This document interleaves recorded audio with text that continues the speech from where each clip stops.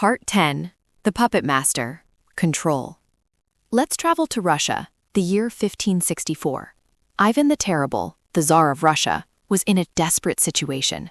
The boyars, the Russian aristocrats, were plotting against him. They were blocking his laws, stealing his money, and undermining his power. Ivan tried to fight them directly, but it didn't work. Every time he issued an order, they found a way to delay it. So Ivan did something unthinkable.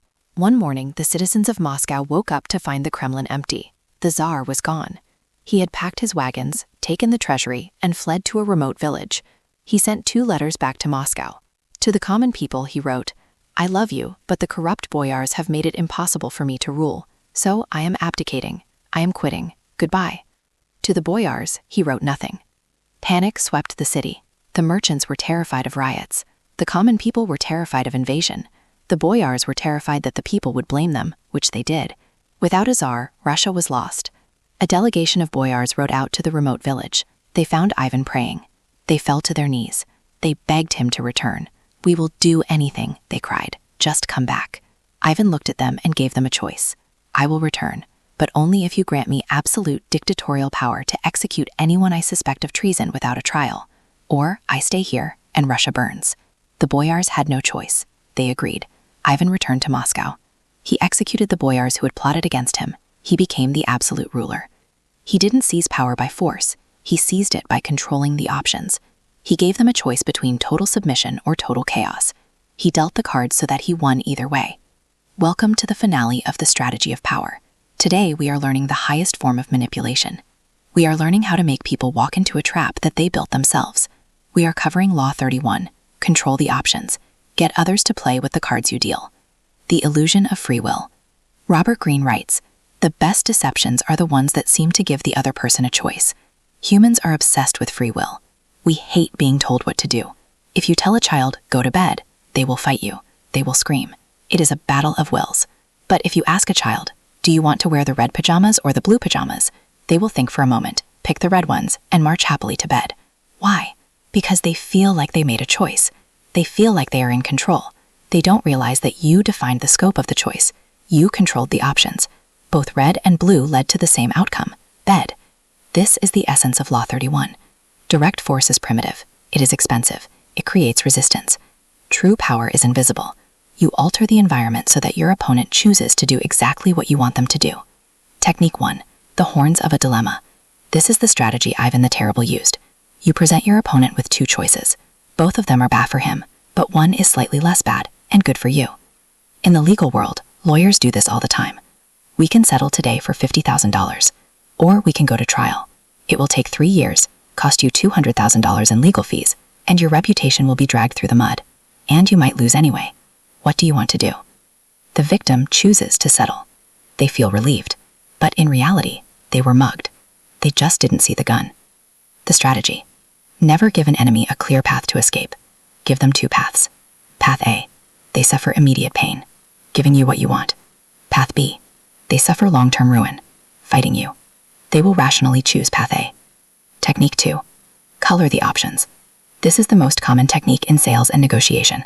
It is often called the Goldilocks Strategy. If you want someone to buy your $500 product, option B. Do not just show them the product. You must frame it. Option A. A terrible cheap version for $400. Bad value. Option B. The perfect version for $500. Great value. Option C. An overpriced premium version for $1,000 that adds almost nothing. Bad value. When the customer looks at the menu, they think, well, A is junk and C is a ripoff. B is the smart choice. They pat themselves on the back for being a smart shopper. You manipulated them into picking B by surrounding it with bad options. You colored the choice. Technique 3. The shrinking option. Speed is a form of control. If a negotiation is dragging on, you must start removing options from the table. Henry Kissinger was a master of this. If a country was hesitating to sign a treaty, he would say, "The terms we are offering today are good, but I must warn you, the president is losing patience. If we don't sign by Friday, we will have to remove the clause about financial aid." Suddenly, the status quo was no longer an option. The ground is crumbling beneath their feet. They grab the deal not because they love it, but because they are afraid the deal will get worse tomorrow. The strategy. Create a decaying offer. I can do this for you today, but next month my rates are going up by 20%. Scarcity forces action. Modern application. The assumptive close. How do you use this in your daily life? Stop asking open-ended questions. Open-ended questions invite no. Don't ask, can we meet sometime? Answer, no. Don't ask, do you want to buy this? Answer, no. Use the assumptive choice. Assume they have already agreed and just ask them to handle the details. Ask, should we meet on Tuesday at 3 or Wednesday at 10? Now they aren't deciding if they want to meet. They are deciding when. You have moved the goalposts past the rejection. Ask, do you want the receipt emailed or texted? You assume the sale is made. This works on your boss too. Don't ask, can I take lead on this project? Say, I've sketched out a plan for the project. I can start on phase 1 this week, or I can do a deeper research dive and start next week. Which approach do you prefer? Either way, you get the project. The warning. The cornered animal.